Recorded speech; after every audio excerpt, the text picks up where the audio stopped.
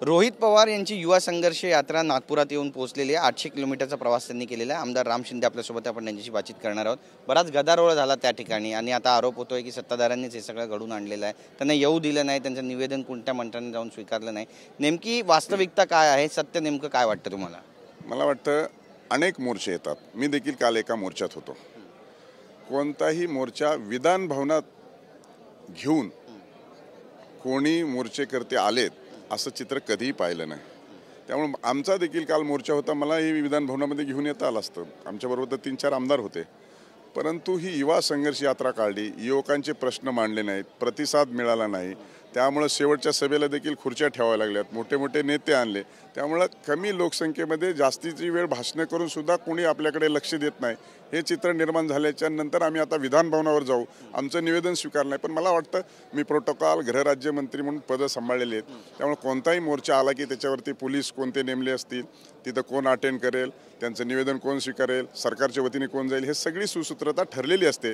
तरी देखील एवढं ओव्हररूल करून विधान भवनात जाणार, हा जो काही त्यांनी हट्ट धरला आणि आग्रह केला, त्याच्यामुळे कायदा सुव्यवस्थेचा प्रश्न निर्माण झाला। मला असं वाटतं की एवढ्या मोठ्या घराण्यात जन्म घेतल्याच्या नंतर, तोंडात सोन्याचा चमचा घेऊन जन्मल्यानंतर कुठलाही संघर्ष करण्याची त्यांच्यावर वेळ आली नाही, परंतु संघर्ष हा बेगडी होता, संघर्ष हा देखावा होता आणि युवकांना वाटलं की हा आमच्यासाठी संघर्ष नाही आहे, हा स्वतःला नेता बनवण्यासाठीचा संघर्ष आहे। आणि म्हणून युवकांनी, राज्यातल्या युवकांनी त्यांना नाकारलं आणि म्हणून विधान भवनात येत असताना मीडियाचं आणि सरकारचं लक्ष वेधण्याचा हा केविलवाणा प्रयत्न आहे आणि हा अकरास्थळीपणा संपूर्ण महाराष्ट्रातली जनता पाहते आहे। शरद पवारांचा वाढदिवस देखील आहे। एकाच व्यासपीठावरती आपण पाहिलं की संजय राऊतांनी देखील टीका केली, अजित पवार यांच्यावरती टीका केली की मधले पवार जे आहेत ते झाडावर लटकलेले आहेत, मोठे पवार आणि छोटे पवार हे आमच्यासोबत आहेत, त्यामुळे महाविकास आघाडी पुढच्या वेळी सत्तेत येईल। जे मध्ये लटकलेले पवार आहेत ते पडतील, झाडावरून खाली पडतील, तेव्हा त्यांना कळेल त्यांची चूक काय, अशा भाषेमध्ये त्यांनी टीका केली। याला उत्तर कसं द्या? संजय राऊत म्हणजे आमच्या गावाकडचे जे भाकरीवरचा तमाशा असतो ना, त्याची सुपारी घेऊन कोणाच्या दारात नाचायचं, कुणावर टीका करायची, एवढ्याच कामाचे राहिले। त्याच्यामुळं ज्याचं खातं त्याचंच गायला पाहिजे। कोणी म्हणलं की फोक की लगे फोकतात आणि म्हणून अशा पद्धतीचं जे त्यांचं वर्तन झालं आहे, दिवसेंदिवस परिस्थिती खालावत चाललेली आहे आणि म्हणून ही काही आपल्या देशाची, राज्याची जी काही सुसंस्कृती आहे त्याला ते लायबल आणि त्या रेंजमध्ये बोललं पाहिजे। आणि त्यामुळं आता संजय राऊतांची अशी परिस्थिती झाली की बोल ह्याच्यावर म्हणलं की तुटून पडतात। पण त्यांनी एक महत्त्वाचं विधान असं पण केलं की मी बाळासाहेबांचा कडवट शिवसैनिक आहे, त्यासोबत एक नवीन विधान त्यांनी केलं की मी शरद पवार यांचा चेला आहे। बरोबर आहे ना, हायब्रिड तर झालंच ना, कडवट सैनिक आणि पवार साहेबांचा चेला, म्हणजे हे हायब्रिड ब्रीड आता व्हर्जन नवीन उदयास आले। याचा अर्थ असा आहे की बाळासाहेबांचा कडवा सैनिक असा नाही करत, दुसऱ्याची चेलेगिरी चपाटेगिरी करत नाही, त्याच्यामुळे हायब्रिड व्हर्जन आहे हे। त्यामुळे त्यांनी स्वतः कबूल केलं की मला वाटतं की आता पवार साहेब आणि बाळासाहेबांचा कडवा शिवसैनिक ह्याच्या हायब्रिड व्हर्जन उदयास आलेली भूमिका आपल्याला या निमित्तानं बघायला मिळते।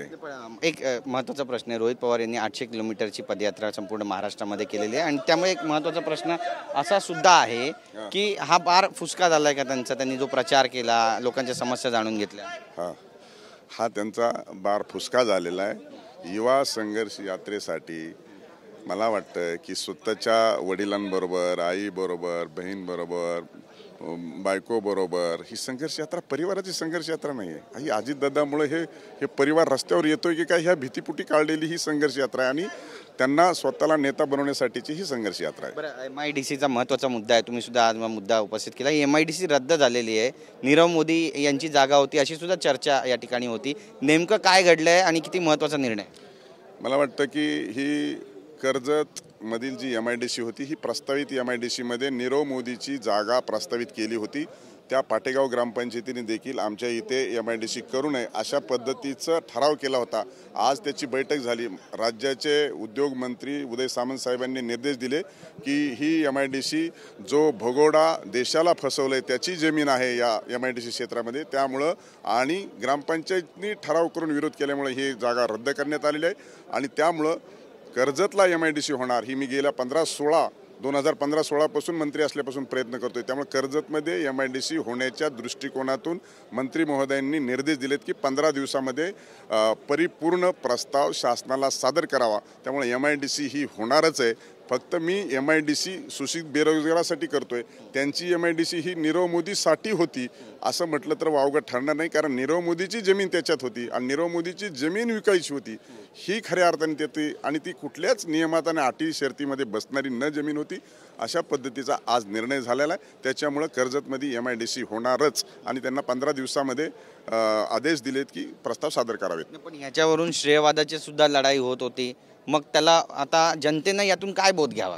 जनतेने यातून बोध घ्यावा की ही MIDC जनतेसाठी नव्हती, युवकांसाठी नव्हती, ही नीरव मोदीसाठी होती. हे मी आरोप केले होते, ते आज सिद्ध झालेले आहेत. त्याच्यामुळं आता ती जमीन रद्द करण्यात आलेली आहे. परंतु MIDC साठी उद्योगमंत्री यांनी निर्देश दिलेत की MIDC करण्याच्या दृष्टिकोनातून 15 दिवसाच्या आत प्रस्ताव सादर करावेत. धन्यवाद आमच्याशी बोलल्याबद्दल. तर आपण पाहतोय की राम शिंदे यांनी आपली बाजू मांडलेली आहे. रोहित पवारांवर टीका केली. कॅमेरा पर्सन अमित शिगवणचा, गिरीश गायकवाड, TV9 मराठी, नागपूर.